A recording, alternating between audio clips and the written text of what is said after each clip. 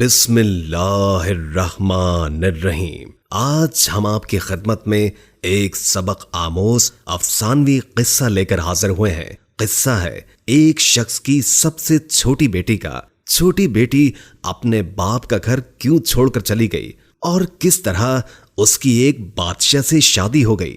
जानने के लिए वीडियो को आखिर तक जरूर देखिएगा।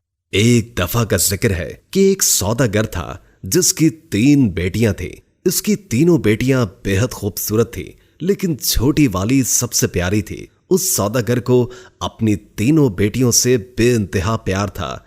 वो बस डरता था कि कहीं उसे कोई छोड़ कर ना चली जाए। इसलिए एक दिन सौदागर ने फैसला किया कि वो अपनी तीनों बेटियों से पूछेगा कि वो उससे कितनी मोहब्बत करती हैं। वो यही सोचते हुए अपनी सबसे बड़ी बेटी के पास गया और पूछा, बेटी तुम मुझसे कितनी मोहब्बत करती हो? बड़ी बेटी ने जवाब दिया, बाबा जान मैं आपसे अपनी जान से भी ज्यादा मोहब्बत करती हूँ। बाप ये सुनकर बेहद खुश हुआ और अपनी बेटी को एक कीमती सोने की माला दी। फिर वो अपनी दूसरी बेटी के पास गया और उससे भी यही पूछा कि बेटी तुम मुझसे कितनी मोहब्बत करती हो? दूसरी बेटी ने जवाब दिया, बाबा मैं आपको इस पूरी दुनिया में सबसे ज्यादा चाहती हूँ। बाप बेटी की बात सुनकर खुश हुआ और उसे बहुत सी सोने की अशर्फियां दी। अब सौदागर अपनी सबसे छोटी बेटी के पास गया, बेटी तुम मुझसे कितनी मोहब्बत करती हो? सबसे छोटी बेटी ने जवाब दिया कि नमक के बराबर। बेटी का जवाब सुनकर बाप को बहुत गुस्सा आया। नमक तो इंतहाई सस्ती और मामूली चीज है, ये मुझे इतना प्यार करती है। और फिर सौदागर ने उसे बहुत डांटा और गुस्से में यह भी कह दिया कि मुझे पता है कि तुम एक दिन मुझे छोड़कर चली जाओगी, इसलिए बेहतर है कि अभी से इस घर से चली जाओ। बाप की बात बेटी के दिल पर जाकर लगी और वो किसी को भी बताए बगैर घर से रोते हुए निकल गई। वो लड़की एक ऐसी जगह से गुजर रही थी जहां बहुत सी घास उगी हुई थी। लड़की ने अपने लिबास के ऊपर ही एक और घास का लिबास बनाकर पहन लिया ताकि पहचानी ना जाए। इसके बाद वो बादशाह के महल के बाहर जाकर रुक गई और बाहर खड़े सिपाहियों से कहने लगी कि सुनो, मुझे कुछ काम की जरूरत है, क्या तुम मुझे काम पर रख लोगे? मुझे सब काम आता है। नहीं बीबी, हम ऐसे किसी को काम पर नहीं रख लेते, जाओ यहां से। लड़की उदास हुई लेकिन फिर से इसरार करने लगी, देखो मुझे काम की बहुत जरूरत है, मेरे लायक कोई तो काम होगा महल में। इससे पहले कि सिपाही इनकार करता, एक बावर्ची उनके पास आकर खड़ा हो गया। उसने शायद लड़की की बात सुन ली थी। उसे लड़की पर बहुत तरस आया, इसलिए उसने लड़की को अपने साथ रख लिया। बावर्ची ने उसे सारे काम समझाए और उसे उसके सोने की जगह भी दिखा दी जहां और भी औरतें थी। किसी को उस लड़की का नाम तो नहीं मालूम था, तो उसका घास वाला लिबास देखकर सबने उसका नाम घसियारी रख दिया। अगले दिन महल में हलचल मची कि बादशाह एक बहुत बड़ी तकरीब का इनेकाद कर रहे हैं, उसमें हर कोई शरीक हो सकता है। तमाम मुलाजिम औरतें अपने आप को संवारने में लग गई। जब तकरीब का दिन आया तो घसियारी ने जाने से इनकार कर दिया और कहा कि उसकी तबीयत ठीक नहीं है, और फिर सब उसे आराम का कहकर चले गए। कुछ ही देर के बाद घसियारी उठी, अपना घास वाला लिबास उतारा और एक खूबसूरत सी पोशाक पहन ली जो वो अपने साथ लाई थी, और फिर उस तकरीब में चली गई। वो इतनी खूबसूरत लग रही थी कि वहां तमाम हाज़रीन की नजरें उस पर उठ रही थीं। हर कोई ताज्जुब में था कि इतनी हसीन लड़की कौन है। वहां बादशाह का बेटा भी मौजूद था। उसने जब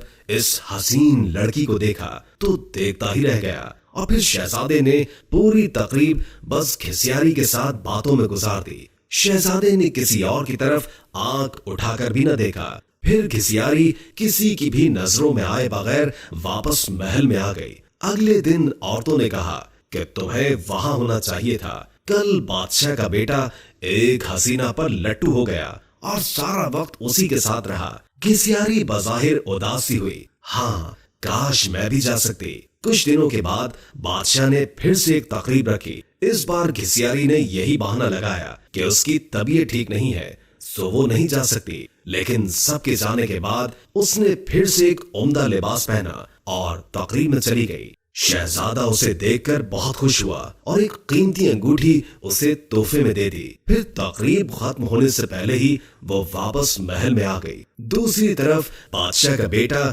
सौदागर की इस छोटी सी बेटी पर फिदा होकर रह गया था। उसने फैसला किया था कि वो अपने बाप से इस लड़की का जिक्र जरूर करेगा। अब अगली तकरीब शहजादे ने खुद जानबूझकर रखवाई ताकि वो इस लड़की से मिल सके, लेकिन इस बार घिसियारी न आई। शहजादा उदास हुआ। बादशाह को घिसियारी के बारे में कुछ भी मालूम नहीं था, इसलिए वो परेशान हो रहा था कि उसका पता कैसे और किससे करे। एक दिन शहजादे ने महल के मुलाजमों से सागूदाना बनाने की फरमाइश की। घिसियारी को जब ये पता चला तो उसने खुद सागूदाना बनाने की ख्वाहिश का इजहार किया। उसे इजाजत दे दी गई। घिसियारी ने सागूदाना बनाने के बाद वही कीमती अंगूठी जो शहजादे ने उसे दी थी सागूदाने में डाल दी। अब शहजादा मेज पर बैठा सागूदाना खा रहा था। जब खाना खा चुका तो देखा कि प्याले में अंगूठी पड़ी है। वो अंगूठी पहचान गया और जल्दी से अपने मुलाजमीन को बुलवाया। मुलाजमीन ने बताया कि ये सागूदाना घिसियारी नामी मुलाजमा ने बनाया है। फिर घिसियारी को बुलवाया गया। शहजादा घिसियारी को पहचान न सका, लेकिन जब घिसियारी ने बोलना शुरू किया तो शहजादे को उसकी आवाज सुनकर यकीन हो गया कि ये वही लड़की है जो उसे तकरीब में मिली थी और जिस पर वो दिल हार बैठा है। फिर घिसियारी ने अपना सारा किस्सा शहजादे को बताया कि वो इस महल में किस तरह पहुंच गई। शहजादे ने घिसियारी का बादशाह को बताया और इन दोनों की शादी कर दी गई। शादी के बाद एक बहुत बड़ी तकरीब रखी गई। उस तकरीब में सिर्फ शहर के बड़े बड़े सौदागर और ओहदेदारों को बुलवाया गया था। घिसियारी के बाबा भी उस तकरीब में मौजूद थे। खाने का वक्त हुआ तो मेज हर तरह के लजीज खानों से भर दी गई, लेकिन जब सबने खाना शुरू किया तो पता चला कि खाने में नमक ही नहीं है। घिसियारी के बाबा ने बादशाह को मुखातिब करके कहा, इसमें तो नमक ही नहीं है। बादशाह हल्का सा हंसा और कहने लगा, क्या हो गया सौदागर साहब, सिर्फ नमक ही तो नहीं है, बाकी सब कुछ तो है ना इसमें। ये सुनकर सौदागर की आंखों से आंसू जारी हो गए। बादशाह ने उसे ताजुब से देखा और पूछा कि जनाब आप रोने क्यों लग गए। सौदागर ने कहा, आज मैं अपनी बेटी की बात समझ गया हूँ। खाने में नमक न हो तो चीज बदजायका हो जाती है, चाहे उस खाने में और कितने ही कीमती मसाला जात पड़े हों, लेकिन नमक के बगैर खाना कुछ भी नहीं।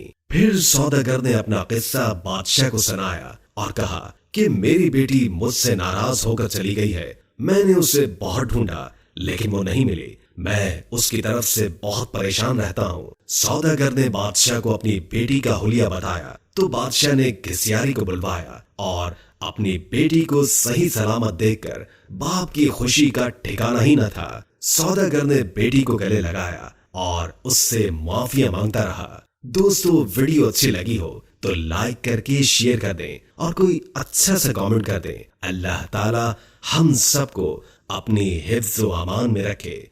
जज़ाकल्लाह।